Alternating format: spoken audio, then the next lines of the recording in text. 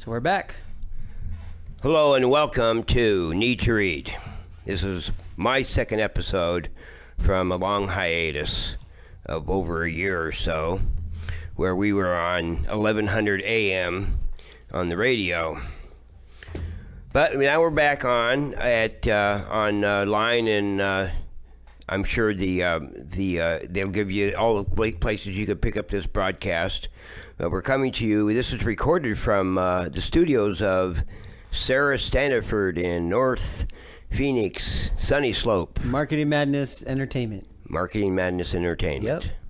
It's okay. So, this show is about the need to read, the joy of reading, and the importance of reading. And I believe that I'm going to be asked about 10 books that I selected, but these are just 10 books to start because literally I have probably 1,000 books.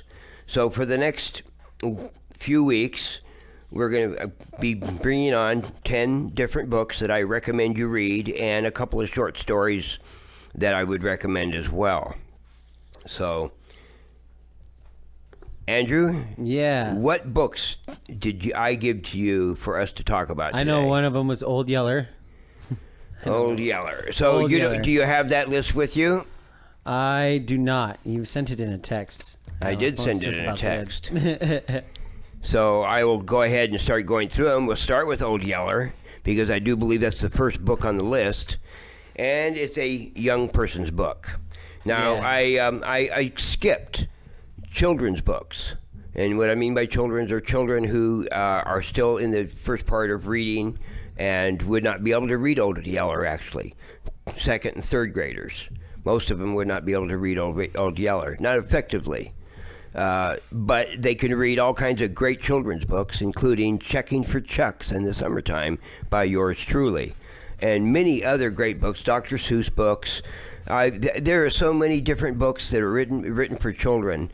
Hundreds upon hundreds of them. And a lot of them are kind of, not that great, but they're all pretty good. They're all pretty they're for good. kids. They're they're children. for kids, They're for children to learn to read and to be read too. Yes. And so I did not include any children's books in this list, and I just want to recommend that everybody, wherever you find a child, help them read to them, give them a book, and whatever, because it's the most important thing that a young learning human being around the age of 4 and 5 can do, is to learn to read and communicate that way. So the first book is for young readers, 11, 12, 13, 14. And as an adult, I enjoyed reading Old Yeller, and it was a very easy read. And so it's even for a not real skilled reader. It's an easy read, and it's a nice story and everything. I know what happened exactly. I know that you have this Old dog. Yeller is the story of a family. I believe either the father is either dead or he's out a lot trying to earn a living outside of the homestead.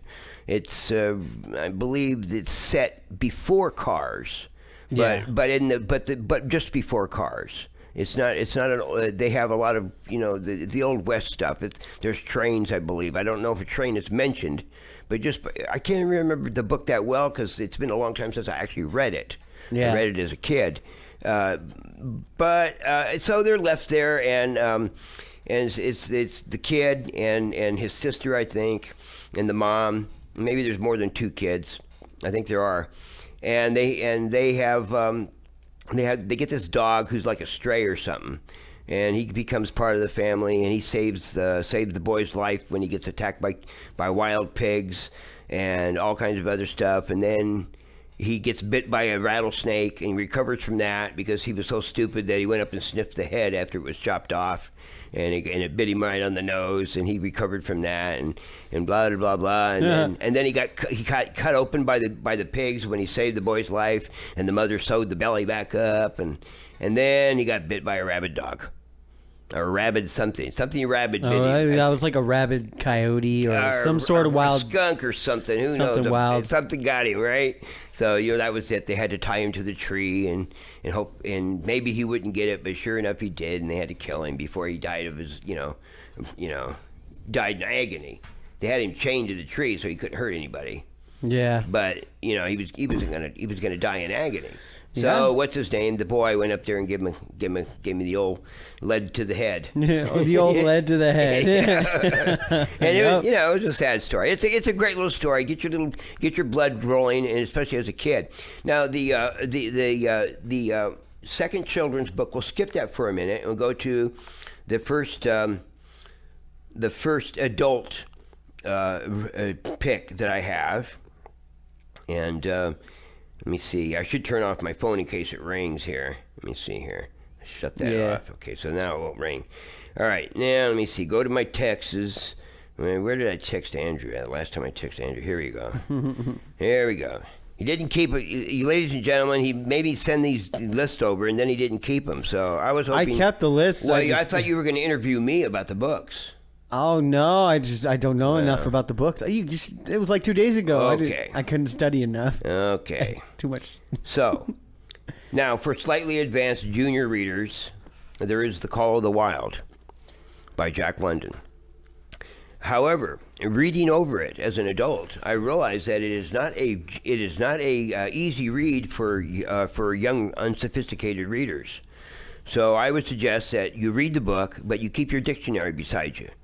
And if that's your smartphone, which it is nowadays, which is great because you can look up the word right away and all that kind of stuff. But I would suggest you read the book in book form, not electronic form. And there's a lot of reasons for that we can go in together. And they use your smartphone for the things that it's good for, and that is to look up stuff and research stuff. But when you're reading something, when you're in an experience of reading a story, you really want a book in your hand. And there's a lot of reasons for that. We can go into that in a little bit. But Call of the Wild is absolutely good for an advanced junior reader.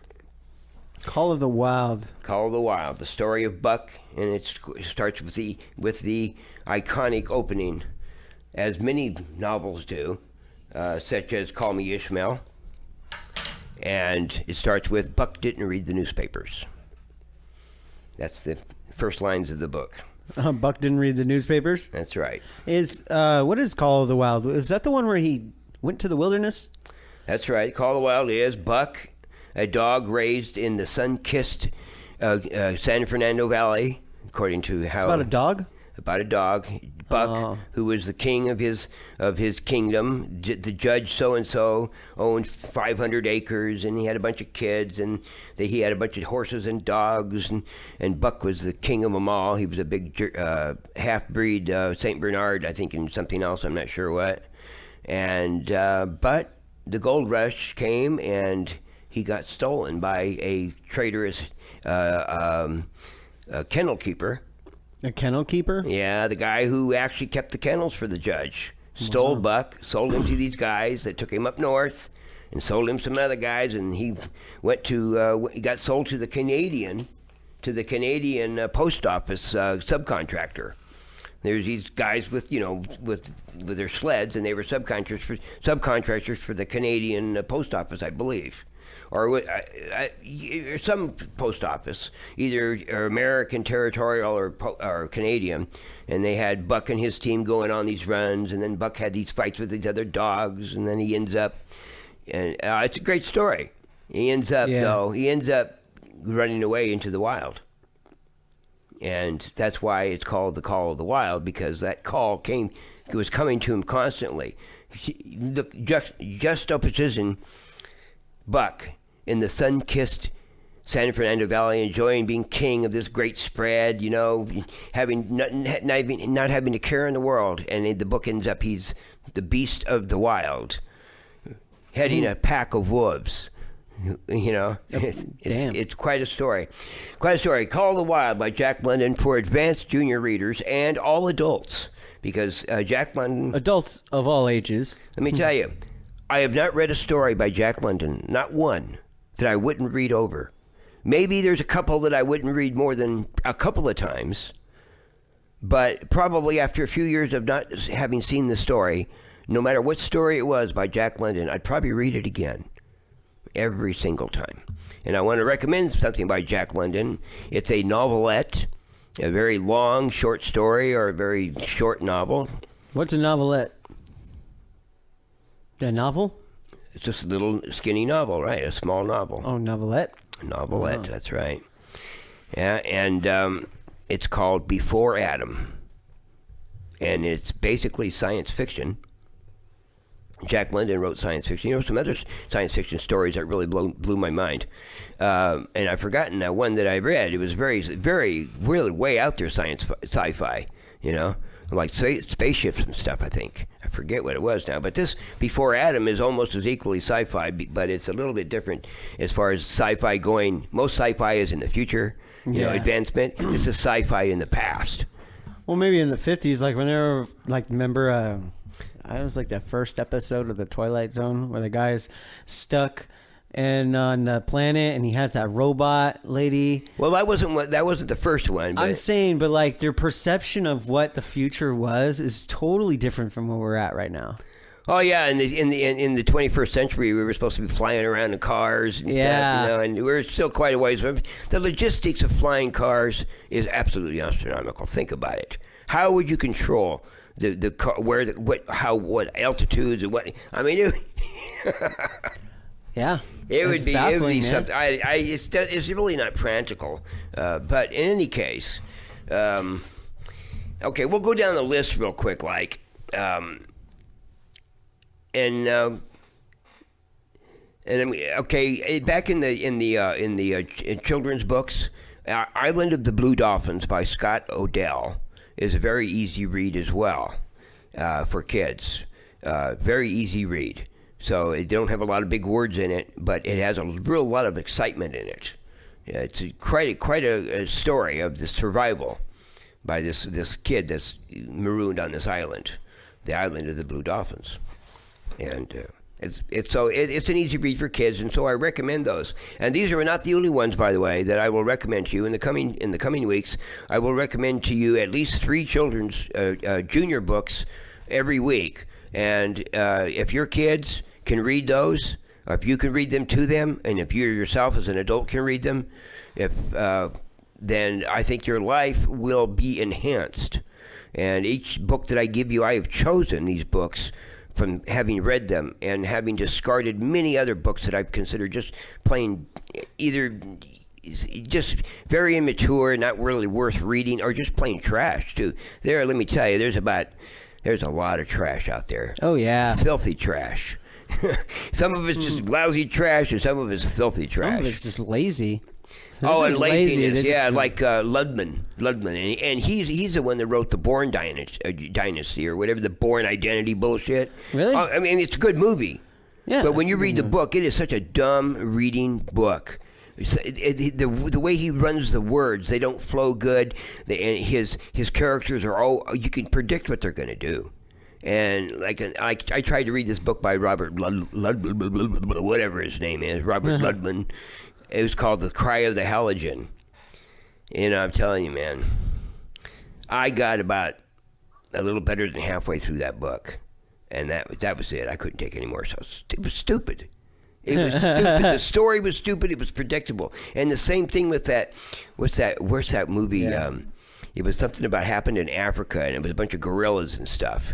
It was, and they had to, and there was the gorillas were attacking them or something. I can't remember. It was such a stupid book, and they made a movie out of it. The movie flopped as it should have, but of course they made a movie out of the Bourne stuff that was. You know, they made the movie. I never read the book. I would never read another thing by Ludman because I could just tell his stuff is really. I don't want to read is another really one of crummy. those. Just like I'll never read anything more by King, because although I did read The Stand, and I've read like 4 books by him, and I got to admit, the guy can really tell a story. He can lay it out so you can't put the damn thing down. Even That's when, the kind of story that I like. I'm is sure, suspenseful. but I don't like his obscenity. And he puts that in there, and you know you can't get around it because he puts it in there right in the middle of the damn story and everything, and the story's just got you It's hooked. like art. It's like Da Vinci. No one or Picasso. No one likes these weird looking faces Well, I don't of know how about he does that. it, I but don't know it's an about art that. form. I don't know about that. Those weird looking faces have something different than blatant, explicit profanity and explicit tellings of how the sex went. What, we don't know how. That's what we want. That's what Details. That's what some people want, but that's not what reading is. That's not cultivating your mind at all. That's It is. titillation. Wait, we're back to titillation. Remember last Titillization. week? We talked about titillization, and that's what movies do today. They got big explosions. I was watching a movie the other day, and you're trying to watch the thing, and it's one big explosion after another. You know, and they got these barrels flying through the air like it's also shallow. I know some of these new movies, though. Nowadays, you're completely right about that. They're just lazy. Old movies too. I mean, I watch a lot of old movies, and they have the trashiest plots. Stupid, ignorant, childish plots. 80s and on you, up. You watch, and no, I'm talking about 40s and 50s and stuff. You think so? Oh, absolutely. They turned them out. They turned them out. Do you know how many movies were made in the silent era? Like 150,000. Yeah, and they're almost all lost. There's only like 30,000 ever got saved. But yeah, wow. they cranked them out because people they flocked to the movies. People used to flock to the movies. Well, now of course that was a discovery. It's like they discovered something new. Sure it was. Absolutely. It's kind of like those crank music machines. Sure. It has the record player. Oh yeah. Those were good though. You know how they recorded is they would use a hot wax roll. That's right. And they would heat it up to a point, and then they'd record into it. And you have a diaphragm. And you speak into the diaphragm. The diaphragm vibrates with your voice vibrations, and somehow translate it onto the needle. And amazingly enough, they come back because those things produce that kind of resonance, and it's amazing, really. When you think about it, the simplicity of actually how it works is incredible. Because anybody can do it. You could make your own little disc if you wanted to. Get yourself a little thing and a needle, and just like Edison did. That's how they did it. Look at the crude thing that he used to make that first recording and stuff. It's absolutely incredible. Oh yeah. And that's why that kind of technology should not be lost. That's like knowing how to start a fire without a match. Yeah. In a way, definitely. Yeah, because you could go back if you were primitive in the goddamn forest. You could get beeswax, and you could get a damn needle off of a cactus, and you get a bladder from a goat, make a diaphragm, and you can make yourself a recorded music. By God, even some wilderness recording right there. Right, it could be done. See, that's the incredible thing about it. And the same thing with electricity. I don't know if you ever took shop. I did, and unfortunately, I didn't do anything in it. But I did watch everybody else in the class make a little radio. I didn't make one. Oh wow! Yeah, you take this thin wire and you wrap it around this thing, and then you set up a battery and stuff, and you got this little metal thing that sits on the wrapped wire, and that's how you tune it in right there like that. Simple radio. Seriously? Seriously, yeah. Look it up on Popular Mechanics. I would love to. Actually, I might actually learn how to do that because they need to be still teaching that stuff in school, and they don't. Because all this super technology is hard to replicate outside of super laboratories. Whereas simple stuff is I feel like they think we're selling so much in technologies, they're just starting to not acknowledge the fact that those old technologies and those old ways actually worked. Absolutely. And they still need to be taught to this day, I think. And you just can refine a lot of those. They're getting away from so much stuff that is real valuable that it's like you can't even buy a box of large matches that you can strike anywhere. You have to strike it on the box. You can buy little boxes of matches, and they say strike anywhere, right? Well, this little match is so skinny. If you try to strike it, and it breaks every time. It will break every time. You gotta have this really super light touch, to get. But remember those big matches. You could just strike them on your ass if you needed to. Strike them with your thumbnail. We used to have contests striking them with your thumbnail. And then somebody always get a piece of it caught underneath their nail and burn the shit out of it. Get some sulfur under there. Yeah, I can see that. All right, ladies and gentlemen, we've had a nice little back and forth about history a little bit, and unfortunately, we have history being made right now with the debacle in Afghanistan, the abandonment of the Afghan people by that pathetic Biden. Biden? Yeah, I haven't heard that one.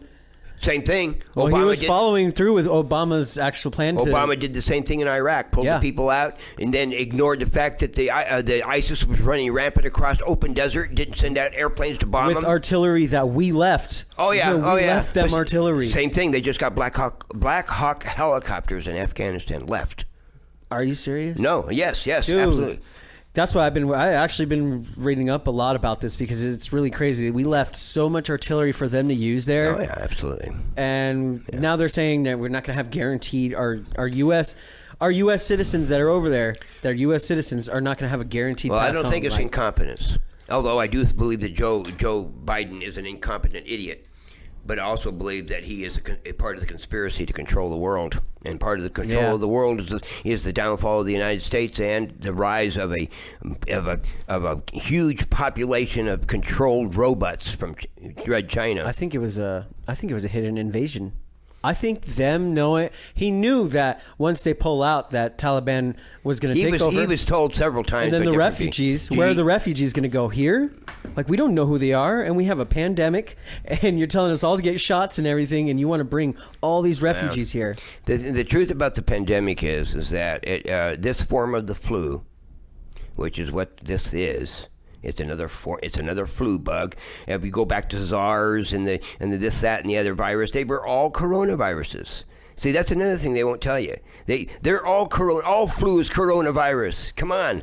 So this is bad because it got modified in the laboratory, and so it's worse on some people.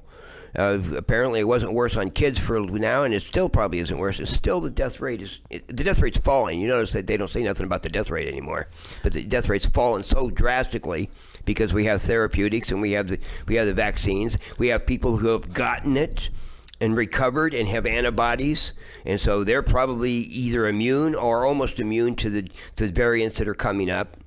Yeah, but they won't tell them that. They won't tell you you're immune. No, absolutely not, because they're going to suggest you get that booster shot. Yeah, the whole thing is that I really believe this is a horrible thing to be faced with. I believe that the European banks that raped the New World. You raped the world that they didn't. That was, the inferiorly technical world that they discovered outside of Europe, Africa, and in the Americas, and to some extent China.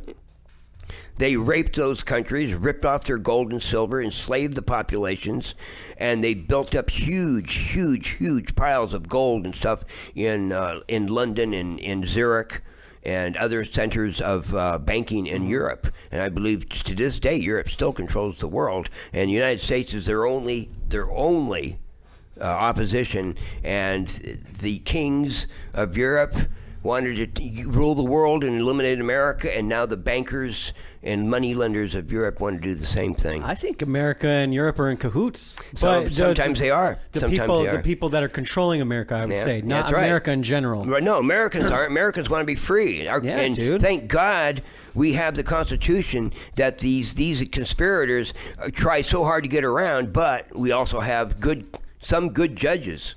And then besides that, our whole mechanism of law makes it impossible, just about, for these guys to take over outrightly. They got to sneak it around with all these little laws. Yeah. And that's part of what this pandemic is about, getting people in line to do what they're told. That's exactly what I've been saying. It's just trying to get people in line. They're just trying to get people to... Well, they want digital currency.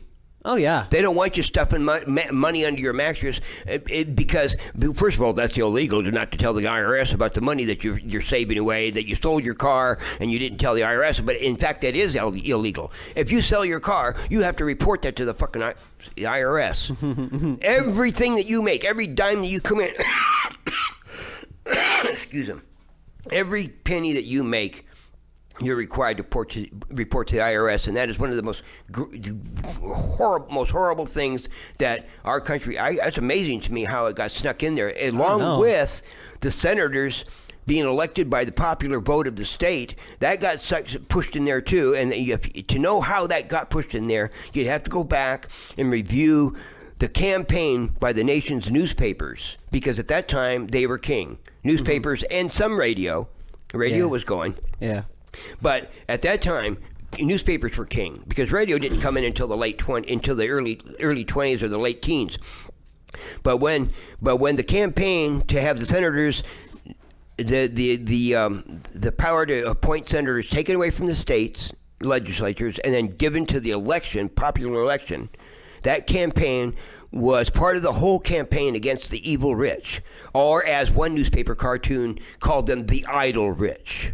Because the idle rich, right? Because they didn't do anything for all their millions and stuff, right? Yeah. They had parties and stuff, and these poor people down here working in the trenches, which is partly true. Yeah, definitely. Okay, but how did anything get done except for rich people who got this idea in their head they're going to make things happen? That's true. And you don't get a job from a poor person; you get a job from a rich guy. Yeah, exactly. I mean, the only way you can work nowadays is someone owns that company, and you go work for that company usually. Well, unless you want to start your own. Anywhere, even in a small mom and pop have this store, and they employ you, and they make money, and they might even make more money than you make because you're just a worker. But if they didn't make that store, you wouldn't have that job. Yeah. Or you'd have to go out and do something else. So, this thing about maligning the rich, it's disgusting. I know the rich they get. There's some people that are rich. Yeah, and there's the kids that inherit money that never worked for it in their whole life, and they get it, and they go around, acting. They're the ones that grow up to be shooters. I think they're the ones that grow up to be the school shooters. God, they don't. You look at the school shooters; they don't come from people that inherited millions of dollars or anything. Okay, well, they were very. I'll tell you this one thing. I'm not a racist, okay, but school shootings—that's a white person game. That's not actually school shootings. Maybe I don't know. What about? No, I've everyone I've seen. It's usually some crazed white kid. Caucasian. I guess I don't know. The ones that have been, there's just and there's plenty of mass shootings by other races. It has little to do with the race. That's true. No, it does have little to do, but from what I've seen, it has to do with school shootings. It has to do with the economic status. It also has to do with this indulgence of parents with their children, letting them just go off into the bizarre stuff and not doing anything about it. And those are those rich parents we're talking about. That literally, well, they're not rich, but they're relatively well off, so that they can end up supporting their kids even when they're adults and stuff. I mean, you're not rich because you make $100,000 anymore. That's barely, unfortunately, getting by. Yeah, nowadays it's crazy. Yeah, you have to make a lot. But it doesn't take much more than that to put you over the edge. I mean, you got all your bills paid. Now you're actually making $125,000. Pretty soon, you start seeing that you do have a lot of extra money because you got all the bills paid for. So it's amazing. And when I started working here in Phoenix, I started working for $1.25 an hour. So. Wow. Yeah, and it wasn't too long ago that we were still working for $4 and $5 an hour and stuff. Now, but now it's crazy. You can't make it on anything. Yeah. So I remember that we were making. I was making like $7.25 about 6 years ago. Okay. I would say 6 or 7 years ago. That's when until the minimum wage law came in, and they're like, "Dude, we got to jump this up to like 10." Well, and then it'll be 12 by 2020. I don't know about minimum wages because there's a lot of back and forth on that. There shouldn't be a minimum wage because there's some people.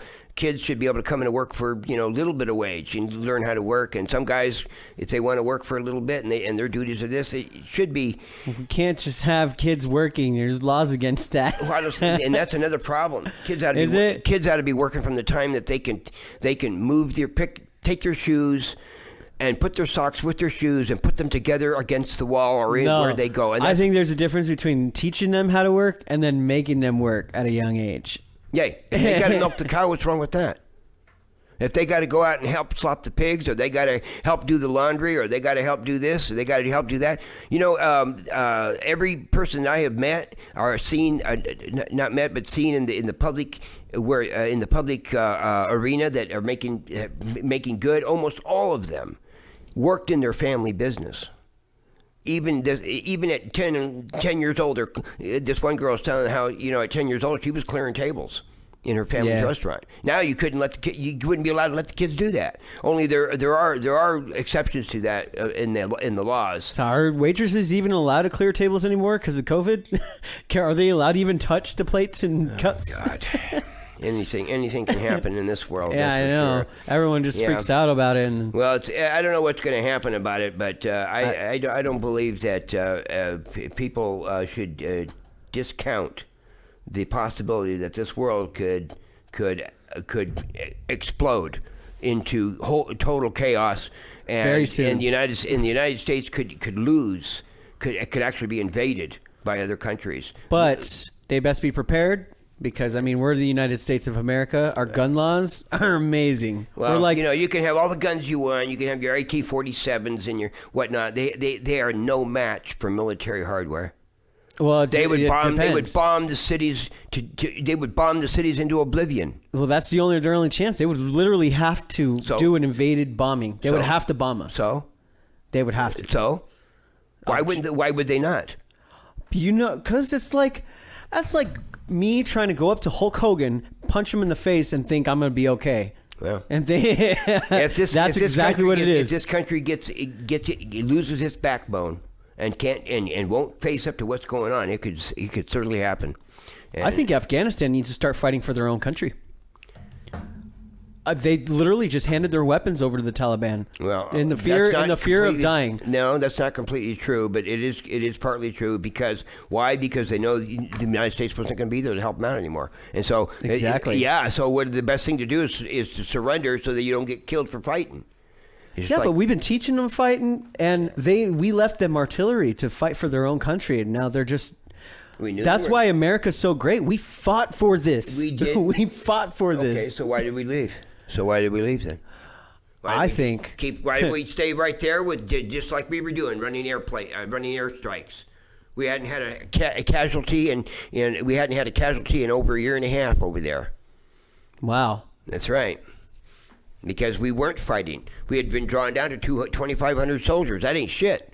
Nope. But our Air Force was continuously operating, and now Joe Biden. He decided to just cancel all that. No airstrikes. All these guys are taking over these different cities. Let me see now. What's the space between the cities? Hundreds of miles between these cities, and their armies out there transferring from one city to another, and they're out in the open. You can't attack them. Oh no, couldn't do that. Exactly. That's what I'm saying. Like that stuff right there. Okay. So let's try to get off. Well, I'm glad we got on that because I wanted to talk about that. Well, we absolutely have to. I think the Americans need to stand up and face what's going on. We need to throw these idiots out on the 22 elections. The problem is with so many Republicans are. I feel like America needs to do what the Taliban did, and we need to take the president's house. As Americans, we need to take it back, man. Oh, God. I mean, what do you mean by election, obviously? Well, I mean, no, not by election. Well, there's no. What are we gonna? I mean, what are we supposed to do? You have to go out and vote. Yeah, but no, that's not gonna work. I mean, we've realized now that it's not gonna work. Especially with this last election, we seriously saw. Well, actually. There are two things about it. Now you cannot get away from this. It shouldn't have been as close as it was. And with everything that Trump had going, if he could have just had some decent speechwriter or somebody, he would have blown him out of the water anyway. It shouldn't have been close, which gave them a chance to cheat, and they did cheat. Well, there's a lot of voter fraud. There was a lot of voter fraud. And amazingly, somehow in those 6 crucial battleground states, somehow massive ballot mail-out was achieved. Yeah, despite against the law. Specifically, some judge said in those states and some election official who was Democrat, somehow they were all Democrats in those states. I don't know. They say, well, because of COVID, we have to help these poor people vote, so we have to mail these things out. But the laws in those states say you can't have a mail-in ballot unless it's requested. And they weren't requested. They just massed them out. They got out the voting rolls and mailed them out. I got mailed in ballots from somebody that didn't live at my house. Exactly. Yeah, and Isaac got That's one, happened. and that's exactly, and they did that on purpose. And then they put these drop boxes all over the cities, and then when it's all over, and the the lawmakers said, well, okay, now we're going to draw back all the drop boxes because we don't have COVID to vote for now. Oh no! Now somehow you're suppressing the vote because you're not leaving those drop boxes just out there in the open where anybody can tamper with them and stuff. I'm telling you. It was really bad. But you shouldn't have been close because Trump don't know how to even talk. I can agree with that. Sometimes his mouth is outrageously idiotic. He doesn't have any sense, in my opinion, on how to handle these pieces of shit. Like when that fucking what's his name, Chris Wallace. Says, will you now just condemn the white, blah, blah, blah, blah, and Trump is just standing there looking at him like, no, and then Biden's going, yeah, right now, say it, like that, and they're both going like that back and forth. He should have said, you know what, fuck you guys. Yeah. I've already said it. Yeah. No, and you guys are idiots. So shut up. Next question. But no, he goes, stand down, just stand by. Yeah, dude, he's an absolute fool. An absolute idiot when it comes down to that kind of how to answer back with people when these are sophisticated liars, man. Sophisticated liars. If you watch Joe Biden's press conference and the questions that he was asked, and even the questions he was asked by Stephanopoulos, someone who's kissing his ass, that guy's an outright liar. I think we were warned. They said you were warned about what was going to happen. He said, well, that was one person warning. There was other people that said this, and there was other people that said this. I made the decision. Are you kidding me? He's a liar. That it was not overwhelming evidence. He put it together. There was overwhelming evidence that they weren't going to take it. It was going to take them a long time to conquer the rest of it. Oh, no, there was overwhelming evidence that they were going to conquer right away. And you knew they were as they were doing it. He's a liar. He's been a liar ever since. He's a liar when he tried to describe the welfare reform and other things that the Republicans are doing as they're going to put you all back in chains. Yeah, right. To blacks. Yeah. Speaking to black people. He's going to put you all back in chains. Yeah, he's a dog shit piece of person, man. And he's a liar, and he's a thief. He's corrupt. He's got connections in China along with his son. They're making millions of dollars off of the stuff they're doing with China. They obviously were part of that coronavirus laboratory. Oh yeah. Oh yeah. And so was Fauci. Oh yeah. Fauci knew what was going on. Someone said an interesting theory that was like the reason why Joe's doing this. I think it might be a plan to get him impeached and get Kamala into that presidency. Well, he may not get impeached. He'd just be found incompetent. He might even have a heart attack. Well, no, he just destabilized the whole country with that decision. I don't know why. Yeah. You know what I mean? And the soldiers that were there for 20 years fighting. They won't impeach him for that. Besides that, we'd have to have the House and the Senate to impeach him. And you'd have to have more than just the House and the Senate. Well, everyone's pissed. Well, it might happen that way, and that would be kind of a disaster to have Kamala in there. But I don't trust her. I fucking trust Joe Biden more than her, which is sad to say. You can't compare them. They're both equally dog shit, in my opinion. No doubt. You can of course cut that. Okay, now we're gonna go on with some stories. Okay, so now for the readers who like short stories, I have this book here. It's called 50 Great Short Stories, and it has by 50 different authors. It's edited by Milton Crane, who has collected and edited several volumes of short stories. And this one here is got a whole bunch of them. And so just any book called 50 Great Short Stories, and any one of the different editions, you'll love all the stories in it. And we could maybe go over some of them in a little bit. But as we go forward here in this need to read, which is important, now I've been reading the Epic Times, and they've been given a lot of different facts about what's going on in the world. And I'd encourage everyone to subscribe to the Epic Times. It's spelled EPOCH, the Epoch Times. Epoch Times? Yeah, Epoch, yeah, but Epic Times they call it. For some, I guess it's pronounced that way. It was founded in Hong Kong. Its offices were closed there just recently, and the people that worked there all arrested in Hong Kong, because Hong Kong is now being going to be tyrannized by the communist Chinese, but they have offices here in America as well. So subscribe to the Epic Times. So now, for those who like to think of themselves as deep thinkers and whatnot, and ponderers of the great mysteries, I have a book that is by J.D. Salinger, not his big moneymaker that got him into the fame. And what is the big moneymaker? Because that name sounds familiar. And then after his big moneymaker, then other people discovered and began to propagate his other stories too, which are incredible too. Of course, Catcher in the Rye was a classic kind of book. Is that the book you're talking about? His big moneymaker was Catcher in the Rye. That's right. It was banned. It was banned for a while, which was very good for sales. And it was banned for a while because has strong wording in it, but it's not obscene. Yeah, it's not. But obscene. It's not obscene. Nothing in that book, and he has things in there that I would consider to be obscene in other contexts. But he puts them in there in such a way as that they are part of the story, a real part of the story. Not like Stephen King, who puts filthy language and scenes in his book for the purpose of titillization, not for the purpose of progressing the story, furthering the story. And now that is true in The Stand.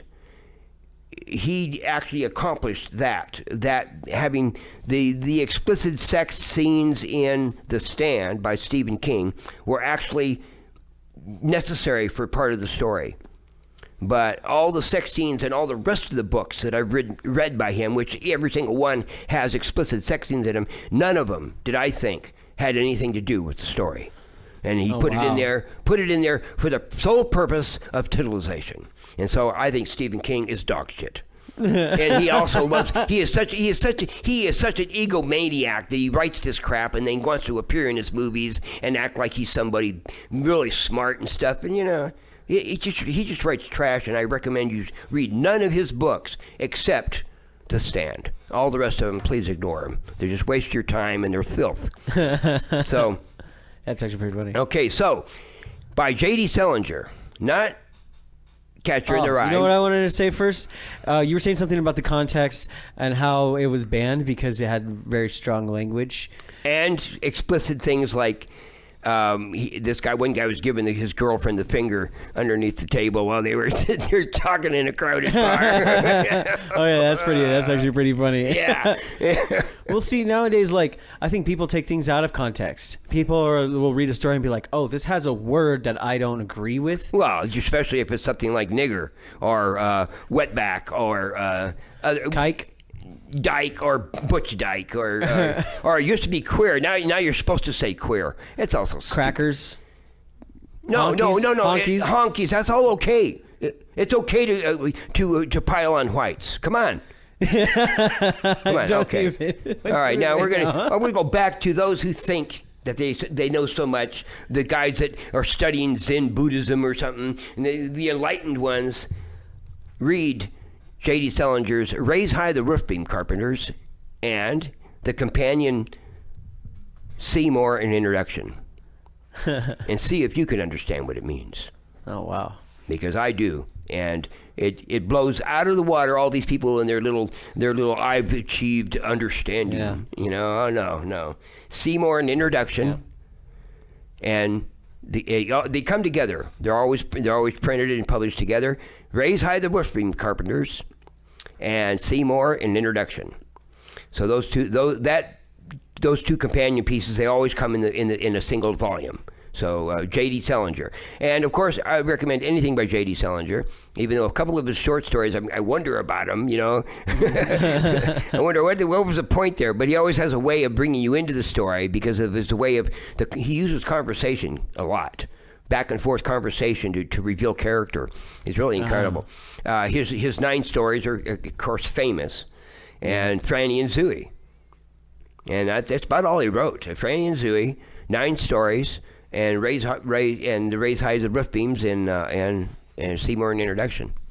And he wrote some other short story too, I remember, but it was really unfinished and unpublished. It never was published. But that's all he ever wrote. And I tell you, they're powerful. I've read these two works, Raise High the Roofing Carpenters and Seymour an Introduction. I read those a couple of times, and each time I've read them, I've gotten more things out of them. But there's a limit to everything. And here's a really great book. This is not a novel. It's research. It's not actual facts of the full story, because there's so little record actually. But this guy researched it out the best he could, and it's really quite an interesting kind of a piece of ancient history. It's almost ancient history, back when the Mongols, Genghis Khan. It's called The Secret History of the Mongol Queens: How the Daughters of Genghis Khan Rescued His Empire, by Jack Weatherford. The Secret History of the Mongol Queens: How the Daughters of Genghis Khan Rescued His Empire, by Jack Weatherford. I would read that. That is an absolutely excellent, and I'll just give you a quick synopsis of it. When Genghis Khan died, he had already realized that his sons were worthless bums. And so he gave all the power to his daughters to rule over his various kingdoms. Well, being bums, the sons didn't take that too well, so they began murdering their sisters. Oh, dude, that's awesome. Awesome, yeah. That's good. That makes a good story. Many of them survived, and many of them conquered over their brothers' kingdoms after they had killed their sisters and stuff. It's an incredible... Yeah, that's a true story. Yes. Well, by research, he did the best he could to bring out the real story. Okay. But the records are slim. But I learned a lot of stuff in this book, and one of the things I learned was that Genghis set up a system of flag signals stretching from one end of his empire to the other, and could literally send a message across the empire in a couple of days. The forts were stationed like a mile apart or something, and they would use flags to send messages, and they could send a message across the empire that way. Oh, wow. Every mile for 4,000 miles. Wow. Yeah, it was incredible. Genghis was an incredible person, actually. Oh yeah. He was kind of brutal, He was definitely brutal, but yeah, if you defied him. When he put his armies in front of your city, you were supposed to surrender. Yeah. If you didn't surrender, it would be a good day. But if you surrendered, everything was cool. Yep. He went in there and established his government offices. He didn't bother anybody about what church or anything they went to. Set up the commerce department. Actually improved most of the city's infrastructure. Oh yeah. So it was really incredible. All right, so now, for not so recent history and most important work, so that we can understand the workings of the same organization today. For the Truth About the UN, by G. Edward Griffin, we have The Fearful Master, subtitled A Second Look at the United Nations.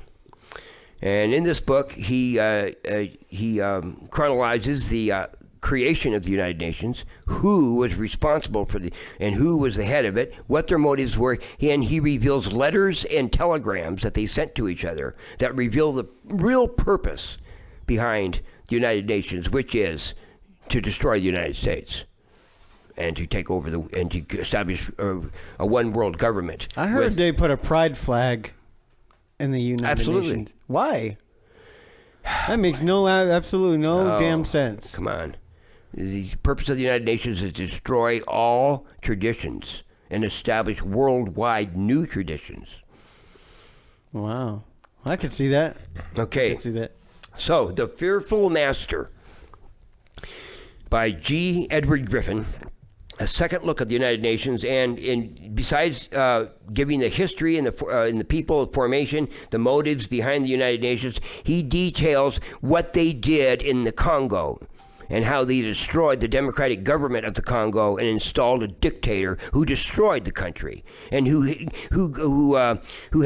was given a bank account in Switzerland, and when finally he left or whatever, he had millions of dollars. It's an absolutely horrible story of what the United Nations did in Congo, and how the United States and other countries lied about what was going on there, and how and how the people who were trying to tell the truth were persecuted and some of them killed. It's an absolutely devastating revelation and about the United Nations. The Fearful Master by G. Edward Griffin. Yeah. Now, for the real story, how the raghead dictators oppress their people in Iran and other Islamic crazed countries where they go around with rags on their head, and the people are bowing to them, and they got to bow 7 times in the direction of the east, and all their kind of ridiculous, superstitious idiocy, and they treat women like shit. This is the real story of what's going on in those countries, not the story that Obama, oh, we're going to try to protect everybody. Oh, that's not so blah, blah, blah, blah, blah. Because all you have to do is wear a scarf and it's okay. For the real story. Yeah, women are scared right now in Afghanistan. Yeah, They're well, scared. This is what happened in Iran after that feckless, spineless Carter let the mullah heads go in there and destroy a country, a really powerful, good country. The Persian, that's who they are. Irans are the Persians.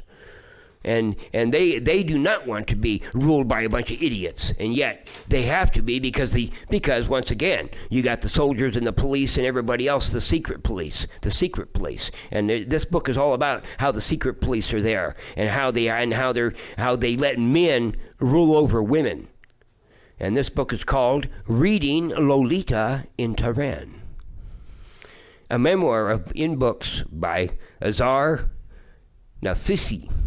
And she is a professor of literature. She studied in the United States. She was in Tehran when the Shah was oppressing people who dared to speak out against him, and so he had a lot of opposition. And she is one of those people who thought that the Ayatollah was going to bring justice to Iran. And she found out she was definitely wrong, that the Shah was bad, but the ragheads are even worse. And so she wrote this book, and it's called Reading Lolita in Tehran. And her name is Azar, A-Z-A-R, and her last name is A-N-A-F-I-S-I. So Nafisi. Yeah, Azar Nafisi.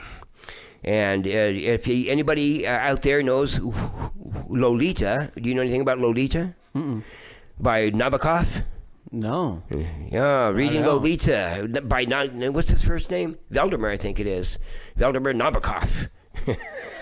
Reading Lolita. Oh, what a book. Oh, my God.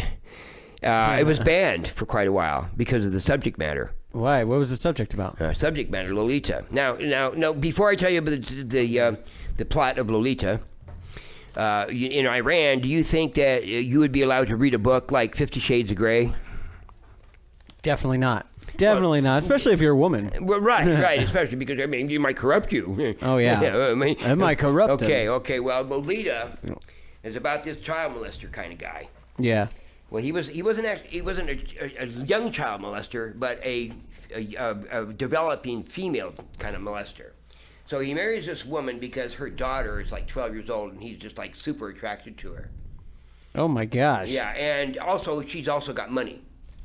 So, oh wow. So he marries her because he's a con guy. Yeah.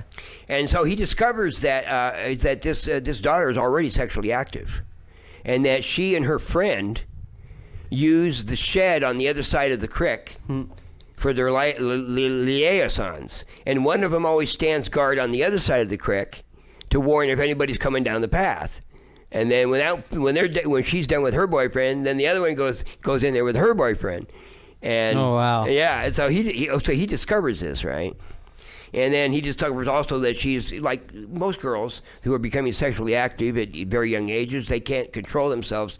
They like it all the time, and they start getting attracted by different things. Young boys start not appealing to them anymore, and they start looking at older guys, and that happens inevitably.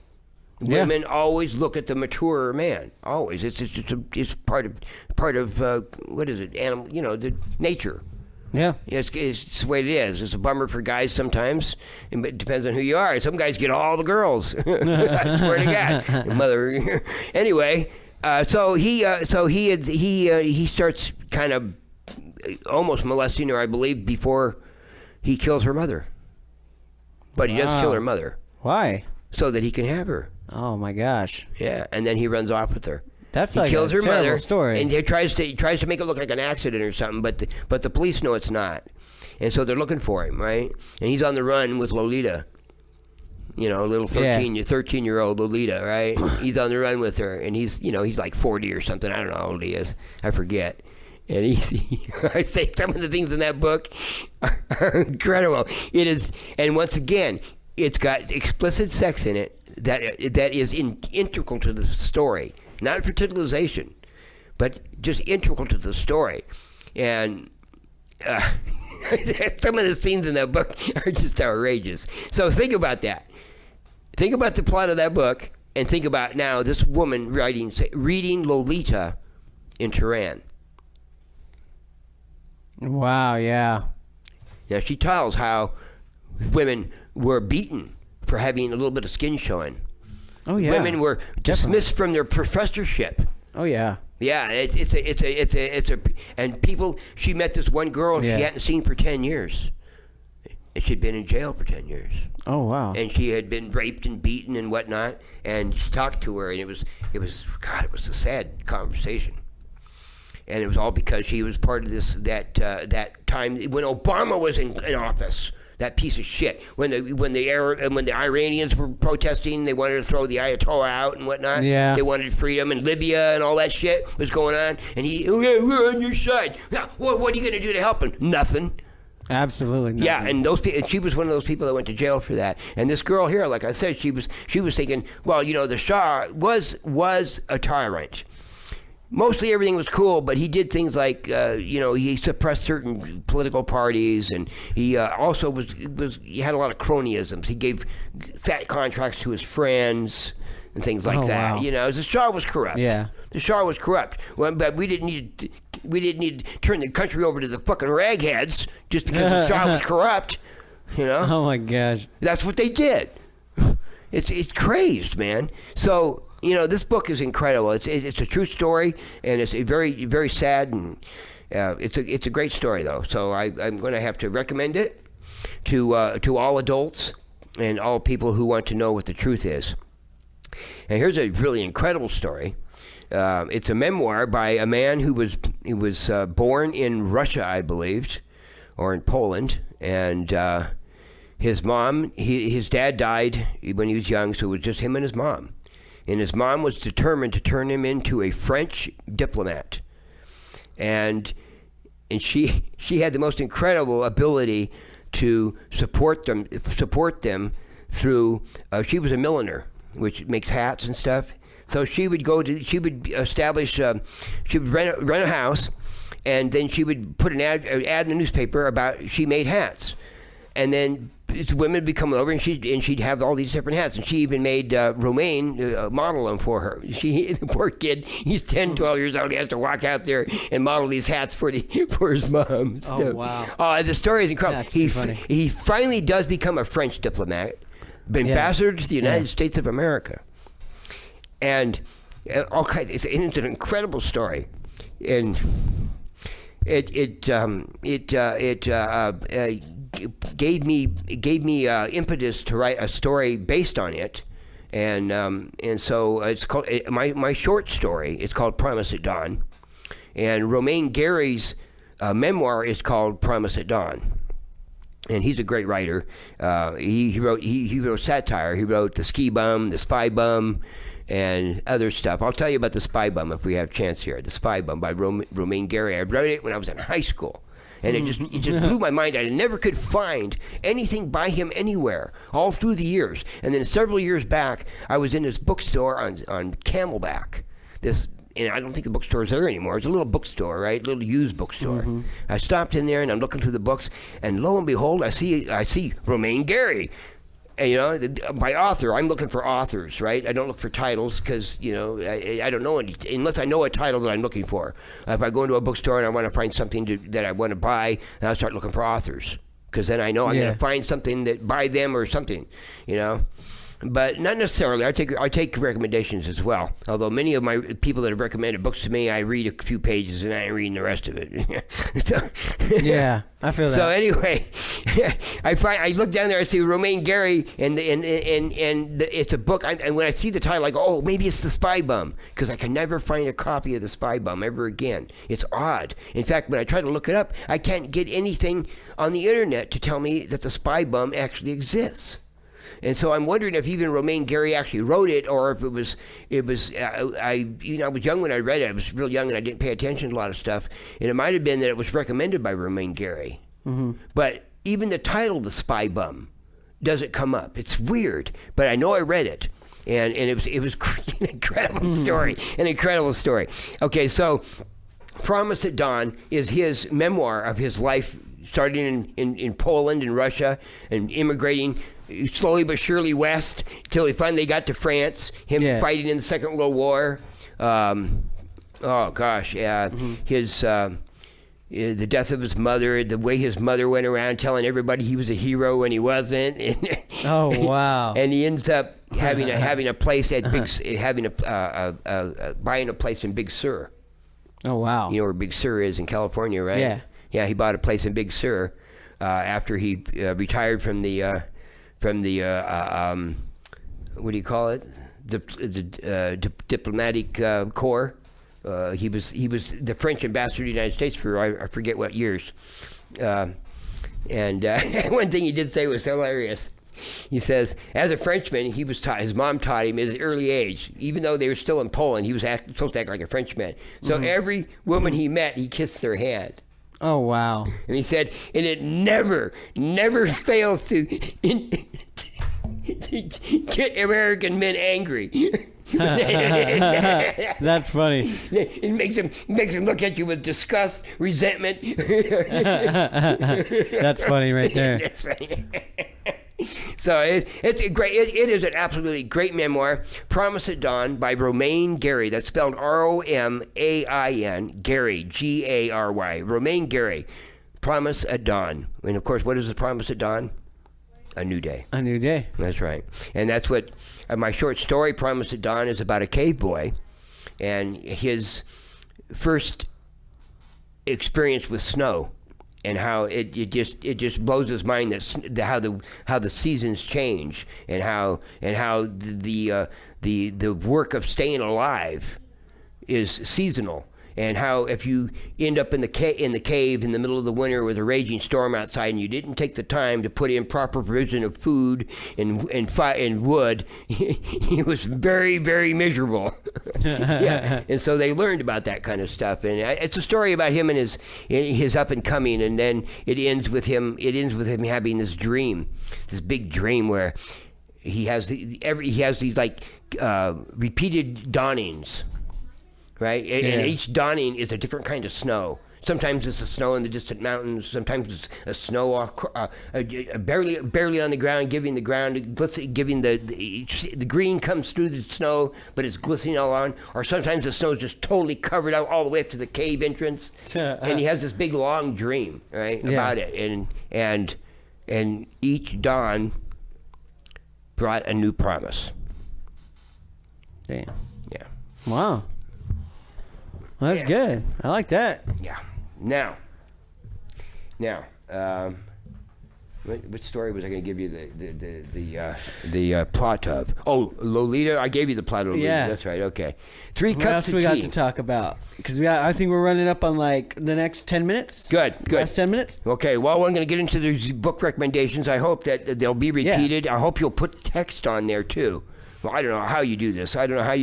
Yeah. All I know is I'm trying to put out to where whoever can find it, good reading options. Now, this book is by Greg Mortensen and David Oliver Relin. Relin is the last name. David Oliver Relin and Greg Mortensen. And it's called 3 Cups of Tea.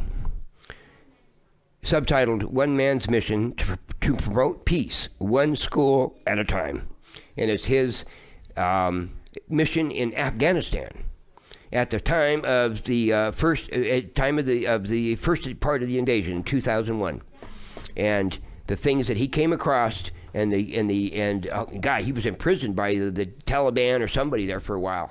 Oh wow. Yeah, and that's not a situation you want to be in. He built schools. He built schools. Wow. Yeah, it's an incredible book, 3 Cups of Tea by Greg Mortensen and David Oliver Relin. And I recommend it. It's, I'm usually opposed to these people who talk about, well, we should go in there and build bridges and not blow up buildings. Well, I'm for blowing up buildings that have bad guys in them. But I do believe that we ought to do both, and usually we do both.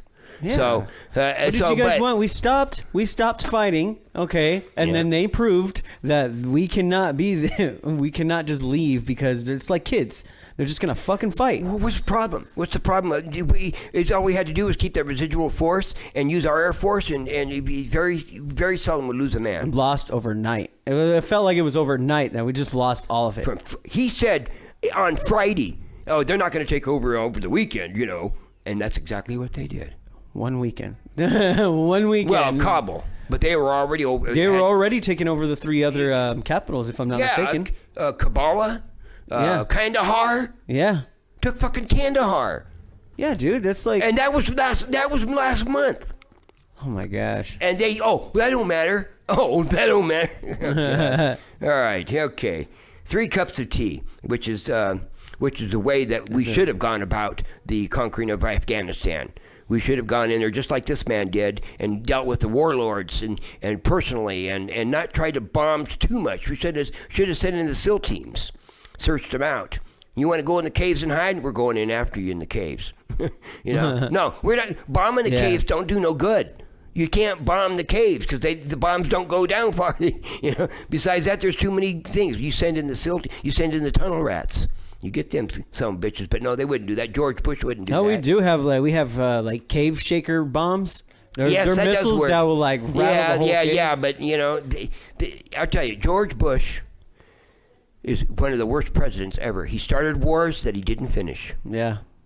He could have finished that Iraq war just like that. But no, they didn't send anywhere near enough men in there. They didn't secure the border. They didn't arrest militants who wouldn't stop killing people. They had an army in the slums of Baghdad that defied arrest. First they had an arrest warrant out for this guy, and then they rescinded it because he threatened to have an armed insurrection if they tried to arrest him. But they should have said, okay, we're going to arrest you. Let's see your armed insurrection, motherfucker. Let's see it. That's what it should. That's what they should. Oh no, well, we better not do that because it might be bad. Oh, you lousy, feckless, little spineless. Anyway. Yeah. Anyway, here we go. Now, that was more than 10. And but I have 2 more books by one author I want to recommend that you read because these are adult books, and they're once again for serious readers. And actually, they're both very entertaining. Although, to some extent, you got to grit your teeth as you get entertained because the message that comes across is so scary. That it's like reading a horror novel. Which are the best ones? Horror novels are the best ones. Well, these books are not horror novels in the sacred sense. They're horror novels where people live in countries that their freedom is stifled. They're starving. They're hurt. They're oppressed. They're jailed. They're tortured. I think my favorite part about reading books like horror mysteries or anything is I like suspense. Well, suspense is I good. like reading and then being suspenseful. Like, oh my god, what the hell's going to happen? What's going to happen? And you keep reading and then. As long as it's not trash, childish, easy to understand plots and stuff, Oh come on, I like my simple books sometimes. So here's these 2 books by Ayn Rand. Now, Ayn Rand, they're spelled A-Y-N and Rand, R-A-N-D. Supposedly, she was a weird lady, let me tell you. And she had some odd problems, and her philosophy that's outlined in Atlas Shrugged is an incredible, what's it called now? I forget what her thing is, individualism or something, I forget. But Atlas Shrugged is a dystopia book. It takes what, like Biden's doing right now, lying, actually saying the opposite. We're doing the best we can. And or saying, he said, the overwhelming consensus was they wouldn't be taking it very soon. No, that's a lie. The overwhelming consensus was they would take it right away. Yeah. Yeah. See, he lied right up there. And so, oh, man. So Ayn Rand's Atlas Shrugged takes that kind of lying and illogic and extends it out to what would happen what's going to happen when the whole world is that way. And it's devastating. Exactly. Devastating. And of course, part of Ayn Rand's philosophy is epitomized in the title of the book, Atlas Shrugged. Oh, wow. Because, see, she says the collective mind is that you owe society. And the opposite is, and equally bad, is society owes you. Her philosophy is that nobody owes nobody nothing. And you get out there and get what you get, and you get what you get, and that's that. You don't get nothing from the government. You don't have to give nothing to the government except the minimum of for national whatever. Not just having to pay in for whatever little idea they want. That's gonna backfire. I tell you what, I think that might backfire. On her? Yeah, I mean, if you still keep doing that, who are you going to pay to protect you? Like, well, no, she said no. Governments are for that reason. Oh yeah. But they start. Well, now they got governments to study, how are cross dressers treated at restaurants. Yeah. Tell me they don't have a program like that, a study like that. I'm sure they do. They do. I'm sure they do. Just name one. They got the study for it. Because if you want to have a study for something, just apply. Sir, your mother will get you a grant for it. Yeah. Well, the thing about that is when I worked at Circle K, and for one of the training videos was that it says how to recognize your unconscious bias. Exactly, and it was literally talking about that, like. Oh, is that why you decided, fuck that, I ain't working there? Yeah. They gave me a riddle. It was this riddle part, and the answer that was given had nothing to do with what they were asking. They're like, this doctor surgeon was this and this. They're like, well, actually, your answer was wrong because most people don't expect women to be surgeons. I'm like, that's completely outrageous. Yeah, that's bullshit. That's not even a riddle. It's not even true. Exactly. Especially today, where women are actually graduating in greater numbers. Yes. So it's all lies. And so the title Atlas Shrugged is why? Shrugged. Why did Atlas shrug? I don't know. It wasn't his duty to hold up the world. That's a good one. Who the hell said he had to hold up the world? Yeah. That's what the title means, Atlas Shrugged. I never knew that. Yeah, it's an incredible book. But as incredible as it is, it's a little outlandish. Yeah. And it's, because she takes it to the extreme for the purpose of exposing it, right?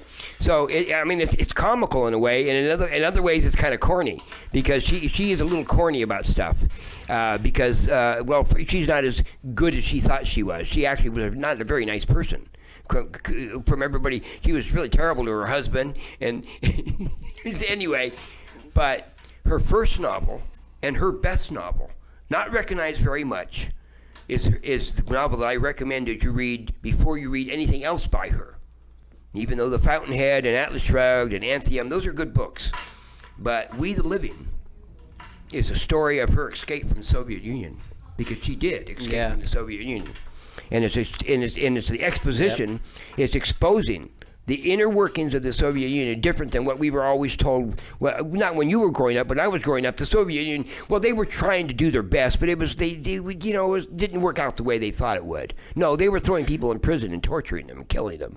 So, the lies that was put in the Western press is what let the Soviet Union survive as long as it did, because it would have fallen in the 1920s, right after its revolution, because it couldn't provide for its people. We had to ship them wheat every year since then, because they couldn't grow enough. Why? Because people who don't get the benefit of their labor don't labor that hard. You can't put people into a commune and tell them, y'all got to work for their own good, and what do you get for it? Well, you got your barracks. Yeah, that's where. Well, we ain't There's gonna like work the that three hard in things. the There's damn capitalism, communism, and socialism. I'm pretty sure those are like the three.